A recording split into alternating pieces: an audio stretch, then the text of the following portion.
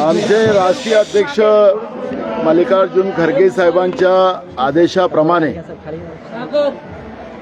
आजपासून महाराष्ट्रामध्ये नव्हे तर देशामध्ये हास्य जोडो हा कार्यक्रम आम्ही सुरू करतोय आणि याच्यामध्ये गेल्या 9 वर्षामध्ये केंद्रामध्ये बसलेल्या भाजपच्या सरकारने, महाराष्ट्रामध्ये असलेल्या भाजपच्या सरकारने जे जनतेविरोधी ज्या काही कारवाया केल्यात, या देशाच्या संविधानिक व्यवस्थेला संपवण्याची जी व्यवस्था निर्माण केली, या देशाचे सार्वजनिक उपक्रम विकून हा देश चालवण्याची भूमिका केली आणि असे अनेक प्रश्न, मग गरिबांच्या तोंडातला घास हिसकणं, बेरोजगार सुशिक्षितांना बेरोजगार करणं, नोकरीमध्ये असलेल्या लोकांना असुरक्षितता निर्माण करणं आणि भय, भूक आणि भ्रष्टाचार या व्यवस्थेवर काम करणाऱ्या भाजपचा पर्दाफाश म्हणजे एक प्रकारचा आरोपपत्र हे जनतेपर्यंत पोहोचवण्याचं, कारण की लोकशाहीमध्ये जनता ही राजा आहे आणि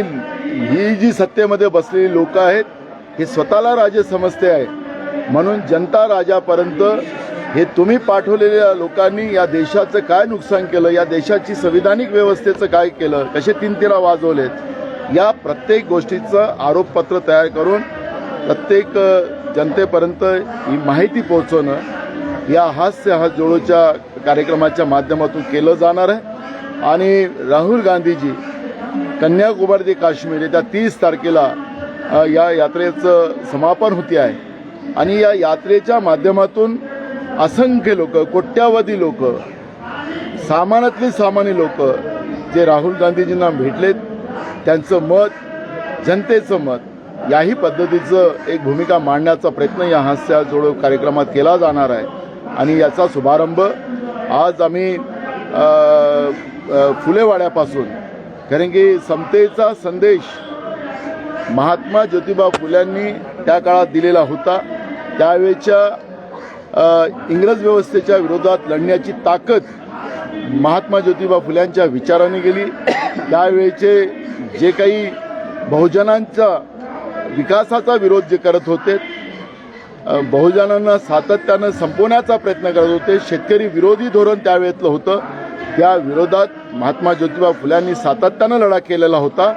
आणि म्हणून महाराष्ट्रामध्ये या यात्रेची सुरुवात महात्मा ज्योतिबा फुल्यांच्या वाड्यापासून, त्यांच्या विचारापासून ही सुरू केली जाते आणि म्हणून या ऐतिहासिक स्थळापासून ही सुरुवात होते. राज्यपाल भगतसिंग आपण त्यांचं पत्र वाचलं असेल. त्यांनी प्रधानमंत्री नरेंद्र मोदीजींना पत्र लिहिलेलं आहे.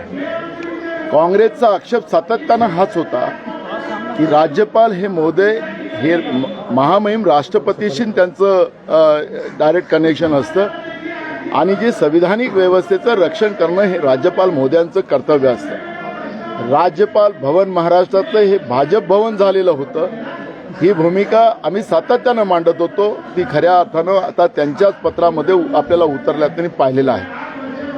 महत्त्वाचा विषय असा होता की सातत्यानं महाविकास आघाडीच्या सरकारमध्ये संविधानिक व्यवस्थेला छेद लावणं आणि संविधानिक व्यवस्थेचं रक्षण करण्याऐवजी संविधानिक व्यवस्थेला छेद लावून बीजेपीला कसा फायदा होईल याच्यावर हे राज्यपाल महोदय काम करत असताना आपण पाहिलेलं आहे. दुसरं, बीजेपीला अपेक्षित होतं की राज्यपाल महोदयांच्या माध्यमातून मग महात्मा ज्योतिबा फुले असतील, सावित्रीबाई फुले असेल, यांच्याबद्दलचं तर इतका अपशब्द बोलले, एवढ्या लहान वयात लग्न झाल्यानंतर या पद्धतीच्या अश्लीलतेनं म्हणजे मनामध्ये त्यांच्या किती मोठं पाप या बहुजनांचा विचार मांडणाऱ्या महात्मा ज्योतिबा फुले आणि सावित्रीबाई फुल्यांच्याबद्दल होतात, ते पण त्यांच्या वक्तव्यातून, त्यांच्या कृतीतून आपल्याला स्पष्ट होत आहे. डॉक्टर बाबासाहेब आंबेडकर शिक्षणासाठी भीक मागत होते. या पद्धतीचा अवमान, छत्रपती शिवाजी महाराजांच्या बद्दलचा अवमानक भूमिका मांडणारे राज्यपाल हे इथून त्यांना हटवलं पाहिजे, ही मागणी सातत्यानं काँग्रेसने केलेली होती. पण बीजेपीला ते आवडतं होतं. या व्यवस्थेला राज्यपालाच्या मताशी बीजेपी सहमत होती. ते उद्या जाण्याच्या जागी आज, पण आम्हाला माननीय राष्ट्रपती महोदयांना, महामहिम राष्ट्रपती महोदयांना आमची आजही विनंती आहे, यांची हकालपट्टी झाली पाहिजे. त्यांच्या स्वेच्छेनं इथून जाऊ देऊ नका, त्यांची हकालपट्टी करून हाकला, ही भूमिका आजही काँग्रेस पक्षाची आहे आणि त्याच्यामध्ये आम्ही आमची सातत्यानं हकालपट्टी करण्याची मागणी राहणार. नाही, तो मराठी आज एक नवीन युती आज अस्तित्वात आली आहे, ती म्हणजे प्रकाश आंबेडकर आणि उद्धव बाळासाहेब ठाकरे यांची शिवसेना. आम्ही बाळासाहेब ठाकरे म्हणजे आपल्या उद्धव ठाकरे साहेब आणि प्रकाश आंबेडकर या दोघांची आज युतीचं त्यांनी ऐलान केलं. त्यांना आमच्या शुभेच्छा आहेत. माझं सकाळीच आज स्वतः उद्धव ठाकरे साहेबांशी बोलणं झालं. त्यांना आम्ही आमची भूमिका सांगितली की आंबेडकरांजींचं काय, प्रकाश आंबेडकरांचं नेमका प्रस्ताव काय, हा प्रस्ताव समजल्यानंतरच आम्ही आमचा प्रस्ताव त्या ठिकाणी देऊ. त्यांची युती झाली, त्यांना आमचा शुभेच्छा राहणार आहे. अजूनपर्यंत कुठलाही प्रस्ताव आमच्याकडे आलेला नाही, त्याच्यामुळे आता कुठली प्रतिक्रिया देणं हे माझं चुकीचं ठरेल. महाविकास आघाडीमध्ये प्रकाश आंबेडकरांचं, महाविकास आघाडीमध्ये प्रकाश बघा, तुम्हाला आज त्यांची कोण प्रेस घेतली आपल्याला माहिती आहे. ती महाविकास आघाडी म्हणून प्रेस घेतलेली नाही. उद्धव ठाकरे साहेब आणि प्रकाश आंबेडकरजी या दोघांनी ती प्रेस घेतलेली आहे आणि दोघांनी सांगितले की आमची युती झालेली आहे. त्याच्यामुळे आमच्याकडे कुठलाही प्रस्ताव त्या पद्धतीचा नाही. त्यांचं माझं बोलणं झालेलं आहे, पण त्यांना आम्ही सांगितलं की आम्हाला नेमका प्रस्ताव त्यांचा काय, हा प्रस्ताव आल्यानंतर आम्ही आमची भूमिका स्पष्ट करू. ते आम्ही तुम्हाला सांगितलं. अद्याप आंबेडकर महोदयाचे घटक आहेत की नाही? मी तुम्हाला तुमच्या प्रश्नाचं उत्तर दिलेलं आहे, पण तुम्ही अजून त्याला विचारताय. कसबा आणि चिंचवड विधानसभा मतदारसंघामध्ये उमेदवार निश्चिती कधीपर्यंत होणार आहे, याबाबत काही चर्चा सुरू झाली? बघा, कसब्यामध्ये काँग्रेस पक्षाकडून तिकीट मागण्याची मोठी लाईन लागलेली आहे. माझ्या जवळपास आतापर्यंत 9-10 लोकांनी या पद्धतीचा अर्ज माझ्याकडे केलेला आहे. त्या पद्धतीचं आम्ही चाचपणी करतो आहे. कसबा ही निवडणूक, कारण की कसबे हा मतदारसंघ 1980 पर्यंत हा काँग्रेसच्याचकडे होता आणि म्हणून हा मतदारसंघ पुन्हा काँग्रेसकडे आणण्याचा आमचं एक प्लॅन झालेला आहे. त्याच्यावरचं आमचं कामकाजही सुरू झालेलं आहे. त्याच्यामुळे 3-4 तारखेपर्यंत आम्ही याची, कारण की 7 तारीख लास्ट डेट आहे, इथपर्यंत 3-4 तारखेपर्यंत आमचा उम्मीदवार पण आम्ही जाहीर करू. सर, हिंदी में बता दीजिए, राज्यपाल ने जिस तरह इच्छा जताई है इस्तीफे की, प्रधानमंत्री से उनकी बात भी हुई थी रिसेंटली, क्या प्रतिक्रिया आपकी? देखो, राज्यपाल महोदय महामहिम राष्ट्रपति से ही कनेक्ट उनका होता है, प्रधानमंत्री जी से उनका कोई कनेक्शन नहीं होता है. लेकिन राज्यपाल महोदय ने प्रधानमंत्री जी को खत लिखकर अपने इस्तीफे के बारे में बताया है. तो बार बार कांग्रेस का यही आक्षेप था कि राज्यपाल भवन जो था वो बीजेपी भवन बन चुका है, क्योंकि राज्यपाल महोदय को इस तरह की किसी पार्टी की साइड लेकर काम करने का कोई अधिकार नहीं होता है. संविधान को रक्षा करना, सरकार गलत कर रही है तो उसको दिशा देना, ये राज्यपाल महोदय जी का काम होता है. लेकिन असंवैधानिक व्यवस्था बनाने का काम बार बार भगत सिंह कोश्यारी जी जो राज्यपाल है उनके तरफ से होती गई, तो कांग्रेस ने उसके ऊपर बार बार आक्षेप लिया था.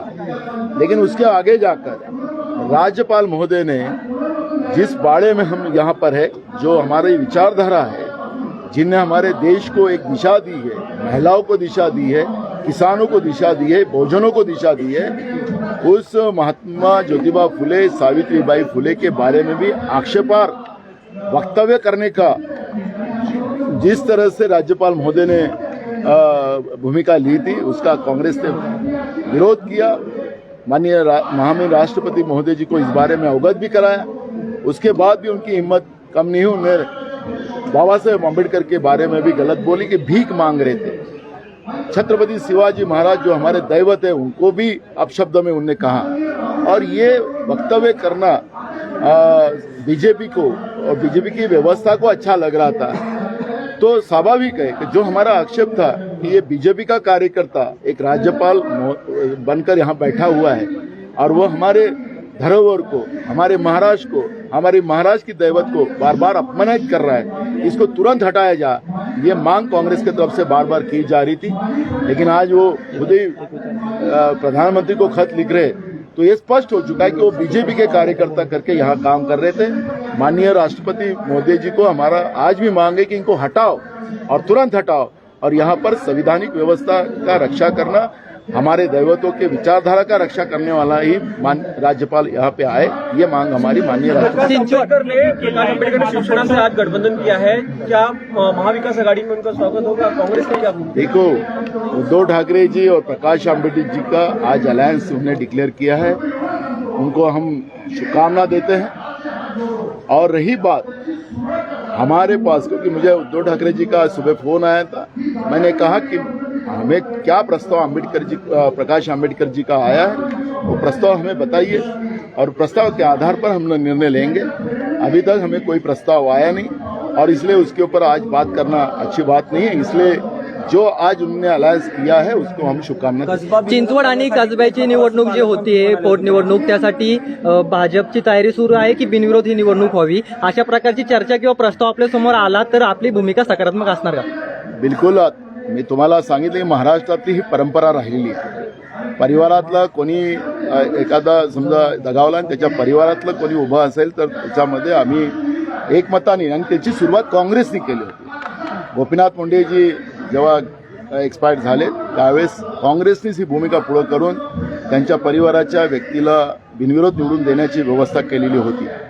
पण महाविकास आघाडीच्या सरकारमध्ये जेव्हा पंढरपूरमध्ये असेल, देगलूरमध्ये असेल, कोल्हापूरमध्ये असेल, अनेक ठिकाणी ज्या पोटनिवडणुका झाल्यात त्यांच्या परिवारांना विरोध करण्याचं काम त्या काळामध्ये भाजपने केलेलं होतं आणि त्याच्यामुळे तो भाग नाही आहे। महाराष्ट्र एक आगळं वेगळं राज्य आहे, परंपरा राहिलेली आहे।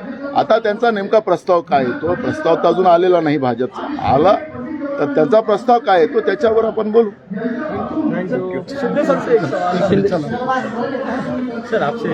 नहीं, अध्यक्ष जी ने जो बताया है उनसे सहमत। राहुल जी पे पूछना